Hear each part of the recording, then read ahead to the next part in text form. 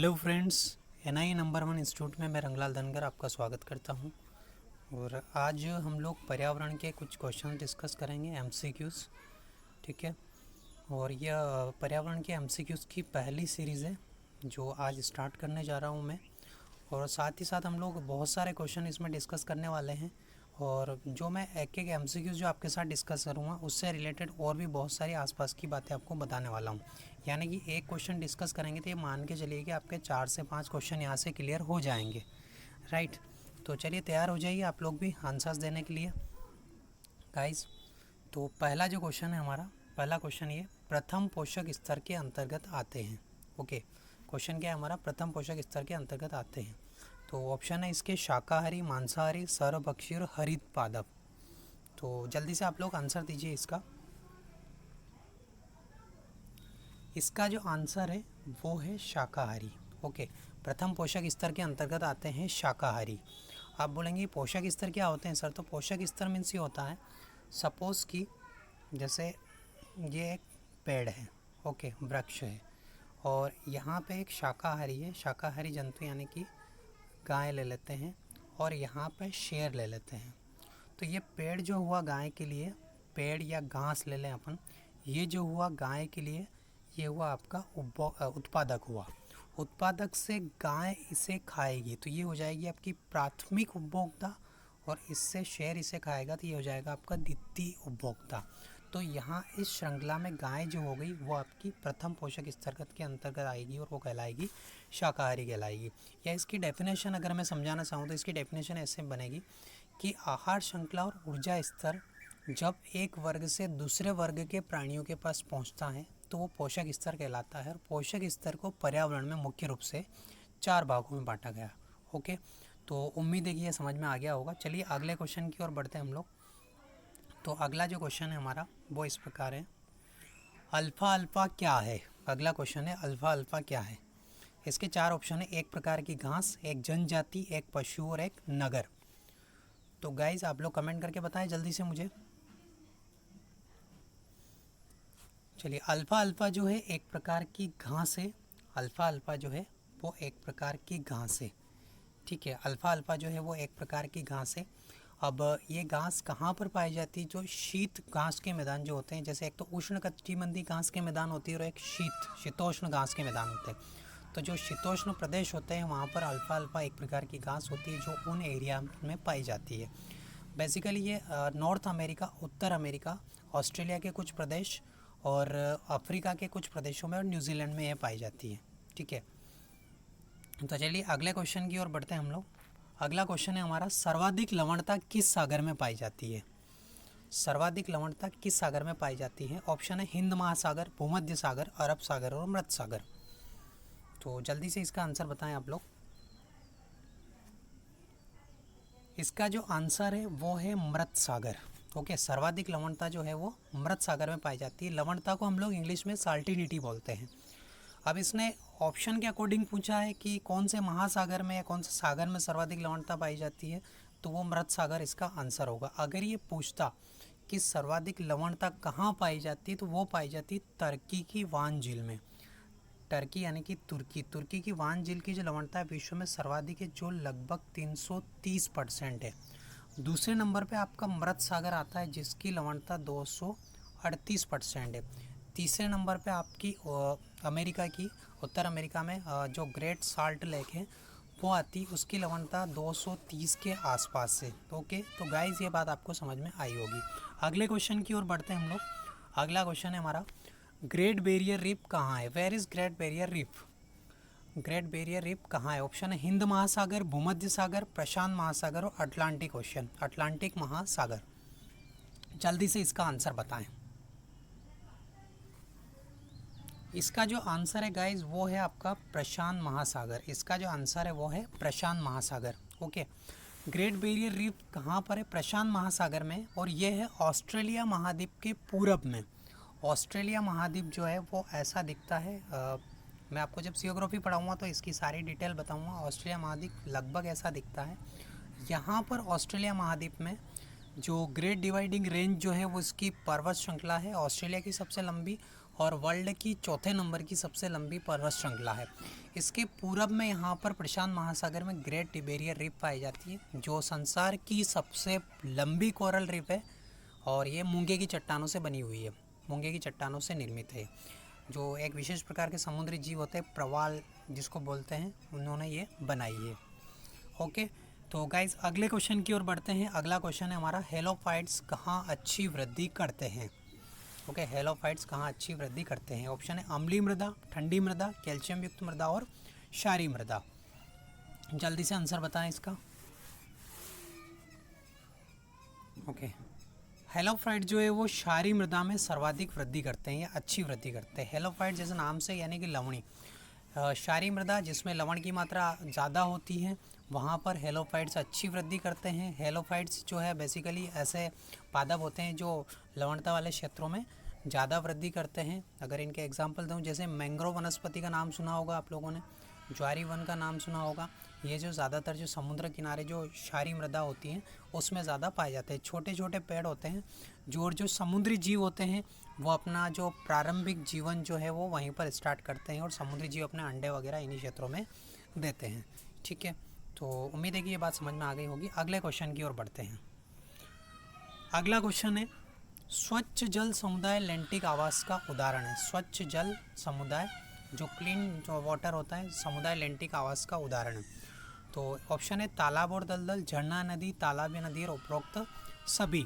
तो स्वच्छ जल समुदाय लेंटिक आवास का जो उदाहरण है वो है आपका झरना एवं नदी, झरना एवं नदी। अब देखो, तालाब और दलदल क्यों नहीं हो सकता। स्वच्छ जल की बात कर दी तो तालाब और दलदल में यहाँ स्वच्छ जल हो ही नहीं सकता। दलदल यानी कि मिट्टी में सना हुआ जल, तालाब जिसमें बहुत सारी अशुद्धियाँ मिली होती है, पशुओं को नहलाया जाता है, कपड़े धोए जाते हैं, बहुत सारी अशुद्धियाँ यहाँ पर होती है। झरना और नदी बहता हुआ जल होता है और इसमें अगर मछलियाँ वगैरह और कुछ अगर जंतु पाए जाते हैं तो यहाँ पर जल जो है अच्छा होता है, स्वच्छ होता है। उसमें ऑक्सीजन, जितनी डिमांडिंग ऑक्सीजन होती है वो बराबर इसमें रहती है। तो अगले क्वेश्चन की ओर बढ़ते हैं हम लोग। अगला क्वेश्चन है हमारा, निम्न में से कौन सा वन भारत में आर्थिक दृष्टि से सर्वाधिक महत्वपूर्ण है। ऑप्शन है ज्वारी वन, सदाबहार वन, कांटेदार वन और पतझड़ वाले वन। पूछा गया आर्थिक दृष्टि से सर्वाधिक महत्वपूर्ण। जल्दी से आप आंसर बताएं। इसका जो आंसर है वो है आपका पतझड़ वाले वन।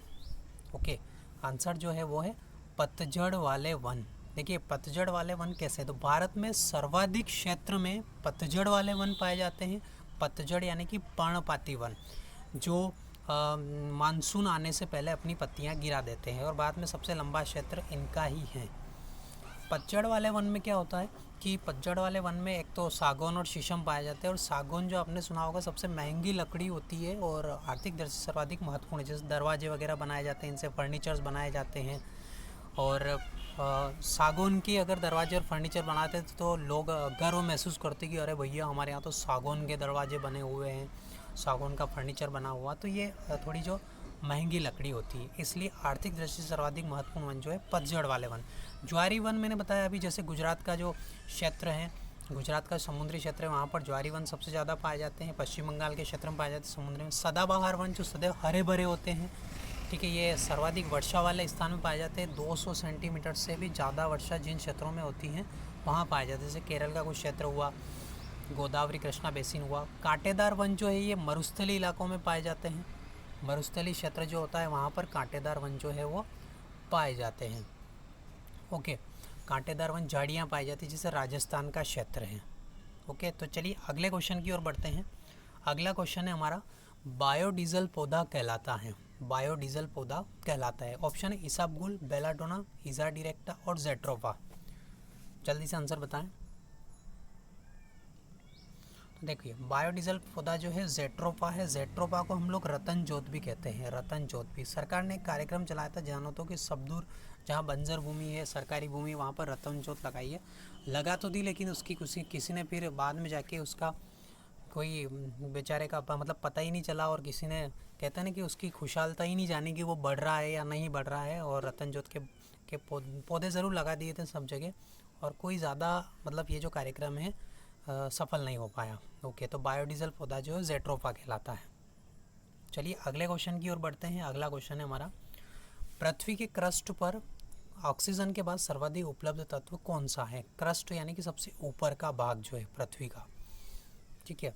तो क्या पूछा इसने, ऑक्सीजन के बाद सर्वाधिक उपलब्ध तत्व कौन सा है? तो ऑप्शन है इसके सिलिकॉन, कार्बन, सोडियम और एल्यूमिनियम, ठीक है। तो क्रस्ट पर सर्वाधिक जो मात्रा में पाई जाती है वो ऑक्सीजन पाई जाती है। ऑक्सीजन के बाद दूसरे नंबर पर जो है वो सिलिकॉन पाई जाती है और तीसरे नंबर पर एल्यूमिनियम पाई जाती है। क्रस्ट जो है पृथ्वी का सबसे ऊपरी भाग है, जिसको हम लोग ऊपरी परत बोलते हैं इसको। क्रस्ट के बाद जैसे ये पृथ्वी है, पृथ्वी का ये जो भाग है सबसे ऊपरी, इसको हम लोग क्रस्ट बोलते हैं। क्रस्ट के बाद दूसरा भाग जो आता है वो मेंटल आता है और उसके बाद अंदरूनी जो भाग है वो कोर आता है आपका। तो हम लोग क्रस्ट की बात कर रहे हैं यहाँ पर, सबसे ऊपर वाले भाग की बात कर रहे हैं, ठीक है। चलिए अगले क्वेश्चन की ओर बढ़ते हैं। अगला क्वेश्चन है, निम्न में से कौन भौतिक वातावरण का तत्व नहीं है? भौतिक वातावरण या भौतिक पर्यावरण का तत्व नहीं है। ऑप्शन है भूमि के रूप, मिट्टियाँ, खनिज और बस्तियाँ। तो पर्यावरण में मैं आप लोगों को आगे पढ़ाऊँगा, या मैंने एक लेक्चर शायद मैंने अपलोड कर दिया यूट्यूब पे, जिसमें भौतिक पर्यावरण इनके बारे में मैं थोड़ा सा बता चुका हूँ। आप वहाँ जाके देख सकते हैं, हमारी लिंक पे यूट्यूब चैनल पे जाके देख सकते हैं। और मैं आगे पर्यावरण जब स्टार्ट करूँगा लेक्चर, उसमें आपको बताऊँगा कि भौतिक वातावरण में क्या क्या आता है। मैं थोड़ा सा यहाँ बता देता हूँ आपको। पहले इसका आंसर चेक कर लेते हैं। इसका आंसर है बस्तियाँ। ओके, भौतिक वातावरण का तत्व नहीं है तो बस्तियाँ। बस्तियाँ कैसे, देखिए मैंने आपको पर्यावरण के घटक में बताया था कि पर्यावरण के जो घटक है, एक तो है जैविक और एक है अजैविक। अजैविक और एक होता है जैविक। तो जो जैविक घटक है, जैविक घटक के अंतर्गत एक तो भूमि के रूप आते हैं, चट्टान, मिट्टियाँ, वायुमंडल, जल, ये आते हैं। और बस्तियाँ, बस्तियाँ यानी कि जहाँ मानव रहता है, मानव बस्तियाँ हैं। मानव की अगर बात करें तो आएगा आपका जैविक घटक में। इसलिए भौतिक वातावरण में कभी भी बस्तियाँ नहीं आएगी। बस्तियाँ जो है वो जैविक घटक का उदाहरण है, ठीक है। इसलिए इसका जो राइट आंसर होगा वो होगा बस्तियाँ। चलिए अगले क्वेश्चन की ओर बढ़ते हैं। अगला क्वेश्चन है, भारतीय वन प्रबंधन संस्थान स्थित है? सीधा सीधा क्वेश्चन है, भारतीय वन प्रबंधन संस्थान। ऑप्शन है देहरादून, भोपाल, हरिद्वार, अल्मोड़ा। तो इसका जो राइट आंसर है वो देहरादून है। देहरादून उत्तराखंड में है, ओके, उत्तराखंड की राजधानी है। आगे चलिए अगला क्वेश्चन। अगला क्वेश्चन है, पौधे किस प्रकार का जल अवशोषित करते हैं? पौधे किस प्रकार का जल अवशोषित करते हैं? चार ऑप्शन है आपके, गुरुत्वीय जल, केशिका जल, आर्द्रता जल और क्रिस्टलीय जल। तो पौधे जल, देखो पौधे जल और भोजन जो ग्रहण करते हैं, जैसे पौधा है तो जाइलम और फ्लोएम के द्वारा अवशोषित करते हैं। जो फ्लोएम जो कोशिकाएं होती है वो केशिका जल के द्वारा पौधों में जल अवशोषित करती है। तो इसका जो राइट आंसर होगा वो होगा केशिका जल द्वारा, ठीक है। अगले क्वेश्चन की ओर बढ़ते हैं। अगला क्वेश्चन है आपका, जीवमंडल थल जल वायुमंडल कितने क्षेत्र में विस्तृत है? यहाँ पर जीवमंडल थल जल, यहाँ कॉमा लगा हुआ, बट जो राइटिंग मिस्टेक हो गई, मिस प्रिंट हो गया यहाँ पर, कोई दिक्कत नहीं है। चलिए मैं लगा देता हूँ यहाँ पे कॉमा बीच में, ठीक है। जल थल और सॉरी, जीवमंडल जल थल और वायुमंडल कितने क्षेत्र में विस्तृत है? कितने क्षेत्र में विस्तृत है? तो 1.4 किलोमीटर, 22 से 30 किलोमीटर, 114 किलोमीटर, 11.4 किलोमीटर। तो जल्दी से आप इसका आंसर बताएं।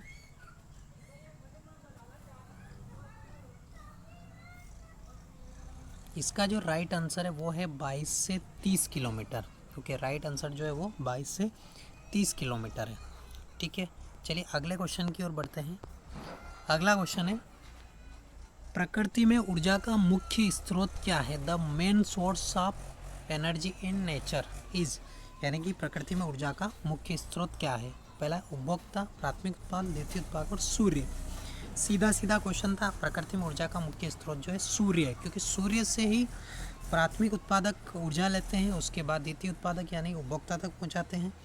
और मैंने अभी बताया ही था आपको कि जैसे ये सूर्य, सूर्य से पेड़ पौधे ऊर्जा लेंगे, पेड़ पौधे से फिर शाकाहारी, शाकाहारी से मांसाहारी, उसके बाद सर्वाहारी, ठीक है, या उच्च मांसाहारी भी जिनको बोला जाता है। तो चलिए अगले क्वेश्चन की ओर बढ़ते हैं। अगला लास्ट क्वेश्चन है हमारा, वन महोत्सव सप्ताह मनाया जाता है? इंपॉर्टेंट क्वेश्चन है, एग्जाम में आ सकता है। वन महोत्सव सप्ताह मनाया जाता है, तो इसके जो ऑप्शन है 1 जून से 7 जून, 1 मई से 7 मई, 1 जुलाई से 7 जुलाई और 1 अगस्त से 7 अगस्त। जल्दी से आंसर बताएं।